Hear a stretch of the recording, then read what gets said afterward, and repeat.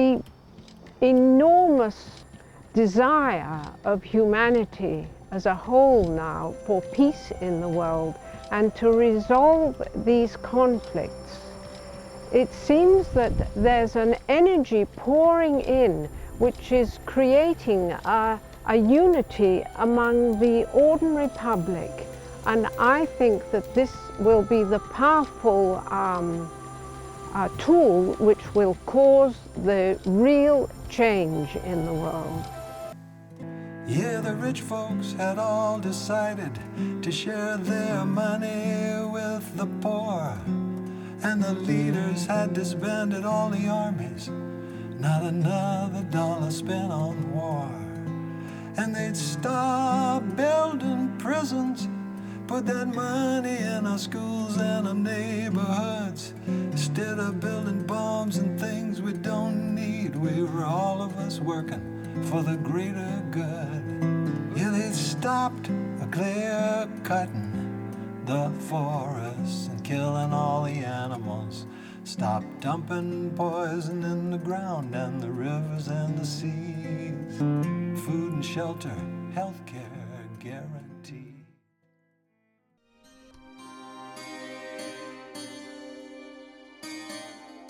Perhaps the next leap for planet Earth is a leap of consciousness. Scientifically speaking, a quantum leap is a change of state in an atomic system. It happens when you add the energy of a single photon to a system. The electron usually changes from one place to another, and that's called a quantum leap. In this artist's rendition, which has circular orbits for electrons, if you add a photon, the electron will move from one orbital space to the other orbital space directly with no moving in between. This is what we call a quantum leap. The popular understanding of a quantum leap is usually born of science fiction, and it entails either time travel, or as in the case of the popular television show, the shift of one person's consciousness into another person's body. Another misunderstanding about quantum leaps is that there's vast distances of time that are covered in one instantaneous moment. None of those actually bear any resemblance to quantum mechanics as we talk about it in the physics community, and that's a very specific conversation about atomic systems and molecular systems. But it's useful as a metaphor, right? So understanding how if you add energy to a quantum mechanical system, you change the state in a discursive way with no connection necessarily between the states, just the energy added. There's some entailments that are interesting in the metaphor then of a quantum leap of consciousness. So it might be something as simple as a paradigm shift.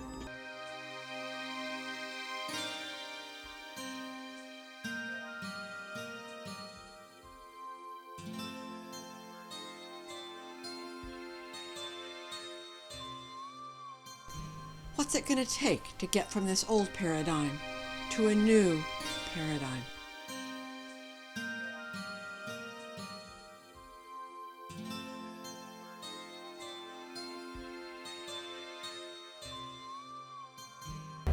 The big circles had little circles that led up to 2 power lines, which is really unusual because there's never been a man-made feature included in a crop circle before.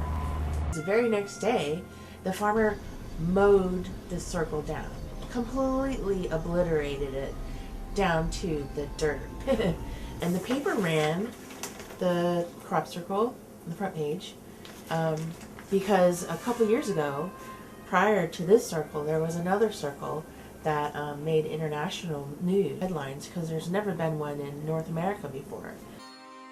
If we are getting help coming from the heavens, the astronomers surely would know.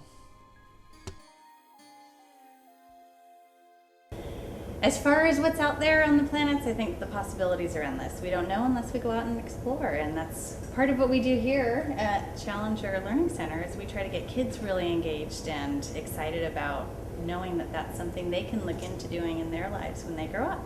I like to teach people about astronomy, people who are interested and passionate about learning about astronomy. That's what these tools are the best for people, kids, to look through them. And when you see a kid looking through one of these telescopes and their first reaction is, wow, that really Saturn looking, it gives me an inspiration to teach people about astronomy. So I enjoy just teaching what I know about astronomy, which is a little more than the average person may know, but no one will ever know everything about astronomy, so there's always something to learn.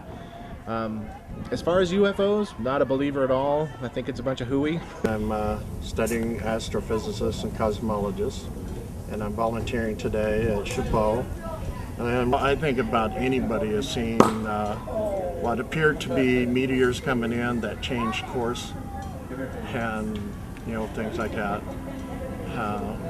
I get asked a lot about whether or not there could be life on other planets, and I say that we're lucky. It's very improbable that there's not. I'm noticing in my own life that when I shift my perception, even just a little bit, I stand outside of it for a minute to see that that's been the context that I've been using, that everything changes. More things are possible all of a sudden. So if there are new things for us to guide us as a humanity on the planet, I'm interested in those things. I don't know why we have crop circles all over the planet. I don't know why people are seeing UFOs. And some people say there's a new coming of a Messiah or a world teacher. I'm very interested in anything that is coming our way that's going to help us make this leap of consciousness. That if we don't get that our old paradigm is really not working anymore, and we will get it. I believe that we will get it, that that's what human beings do, that they make leaps like that. They had to do it when we discovered that the world was round, and they'll do it when we discover that everything's connected, because it is.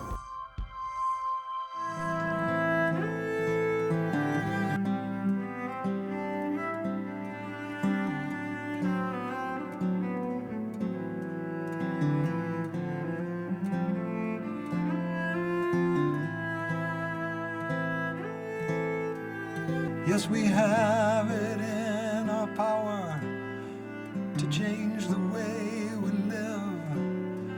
We have it in our power to take no more than we give. Yes, we have it in our power to love instead of hate. And we have it in our power to make these changes before it's all too late.